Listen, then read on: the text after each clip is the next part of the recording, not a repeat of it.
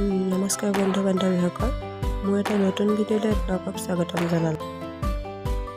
গাটো বেয়া থকাৰ বাবে মই এইকেইদিন ভিডিঅ' দিব পৰা নাছিলোঁ, কিন্তু আজি এটা নতুন ভিডিঅ' লৈ আহিছোঁ। বলক ভিডিঅ'টো ষ্টাৰ্ট কৰোঁ।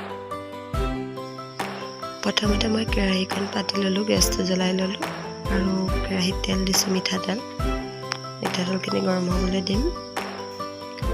গৰম হোৱাত মই তাত দি দিম পিঁয়াজ আৰু পিঁয়াজখিনি ভালদৰে ভাজি ল'ম। মই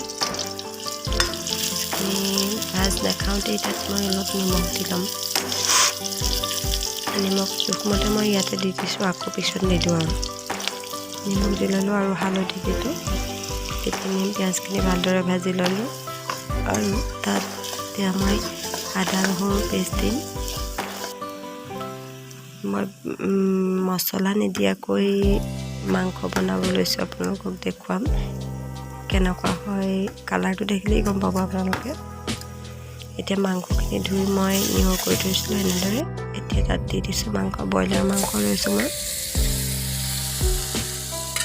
মাংসখিনি ভাজি ল'ম ভালদৰে। মাংসখিনি মছলাখিনি সানি লৈছোঁ, পিঁয়াজ আৰু আদা নহৰু পেষ্ট, হালধি সেইখিনি ভালদৰে মিক্স কৰি দিলোঁ আৰু ইয়াত এতিয়া ঢাকনা লগাই দিলোঁ। এনেদৰে ঢাকনা লগাই মই অলপ দেৰি থ'লোঁ। দুবাৰ মই উদঙাই এনেদৰে লৰালোঁ, আপোনালোকক দেখুৱাবলৈ নহ'লে। আৰু এতিয়া মই ইয়াত আলুখিনি দি দিম। মিডিয়াম ফ্লেমত মই গেছটো থৈছিলোঁ মাংসখিনি এনেদৰে ভাজি থাকোঁতে। এতিয়া আলুখিনি ধুই আলুখিনি ইয়াৰ লগত ভালদৰে মিলাই দিম।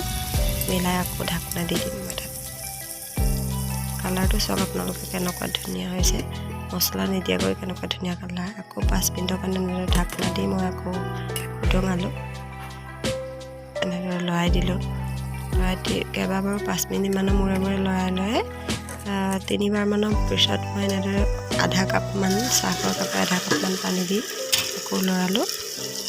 তেনেদৰে কেইবাবাৰো লৰাব লাগে। আপোনালোকে নিজে এটা টাইমমতে লৰাই থাকিব।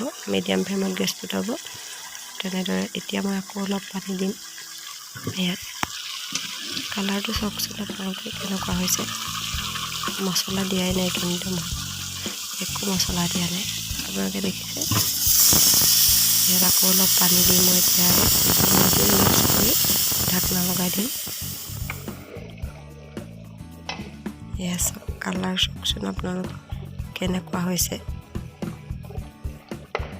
খাবলৈও বহুত ধুনীয়া হয়। কেতিয়াবা মছলাটো ইমান আমাৰ স্বাস্থ্যৰ কাৰণে ভালো নহয়, সেইবাবে মছলা নিদিয়াকৈ এনেদৰে বনাই খাই চাবচোন, ভাল লাগিব খাই।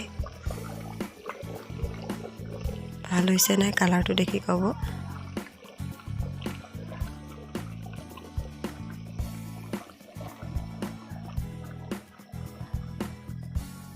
যদি মোৰ আজি এই ভিডিঅ'টো চাই ভাল পালে তেনেহ'লে প্লিজ এটা লাইক দিব আৰু মোৰ চেনেলটো ছাবস্ক্ৰাইব কৰা নাই যদি বৰ্তমানলৈকে প্লিজ ছাবস্ক্ৰাইব কৰি দিব। মছলা নিদিয়াকৈ এনেদৰে বনাই খালে আমাৰ নিজৰ স্বাস্থ্যৰ কাৰণেই ভাল, সেইবাবে বনাই খাই চাব আৰু যদি ভাল লাগিলে মোক কমেণ্ট কৰি জনাব। আজিলৈ ইমানতে ভিডিঅ'টো সামৰিছোঁ। Bye bye.